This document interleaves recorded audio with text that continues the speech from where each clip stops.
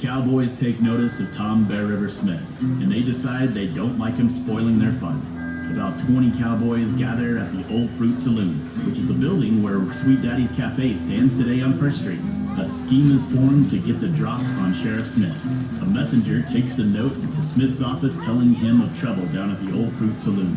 Smith thinks a bit on the information and decides to wait a spell, knowing cowboys with time to drink more aim worse. Smith finally ambles over to the Old Fruit Saloon and is greeted by a gambler leaning near the saloon door.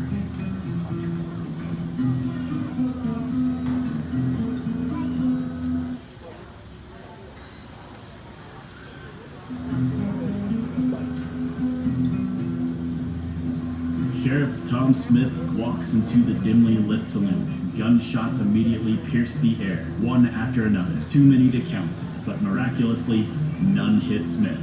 Smith plows through the crowd to find the ringleader, pummels him and throws him out.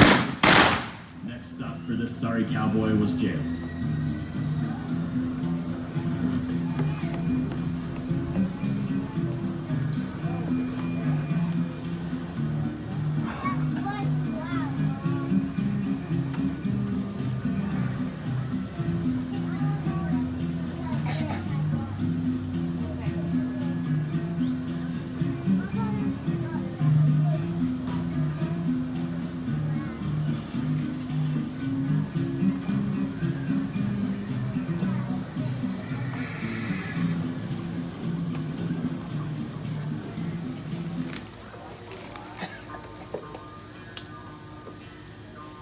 Texas town became quiet that day.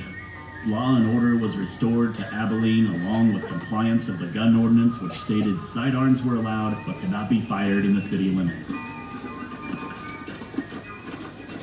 In the fall of that same year, Sheriff Smith was called to serve papers to Andrew McConnell and Moses Miles north of Abilene. It went terribly wrong, and Smith was murdered by treachery. Lawless once more, the people of Abilene were disheartened, dreading April and the next cattle season. April came as predicted. It was in session.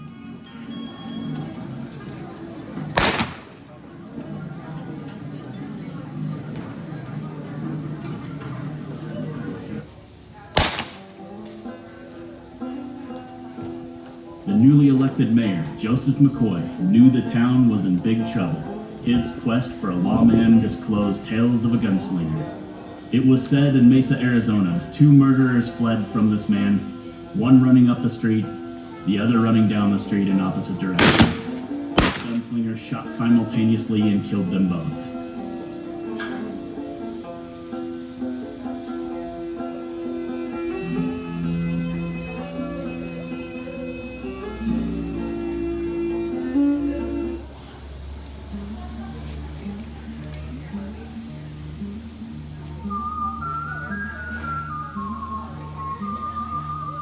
That man was Wild Bill Hickock, and he was in town. McCoy hired Wild Bill against the wishes of the rest of the town council. Hickock was the opposite of Tom Smith, with a shoot first and ask questions later attitude.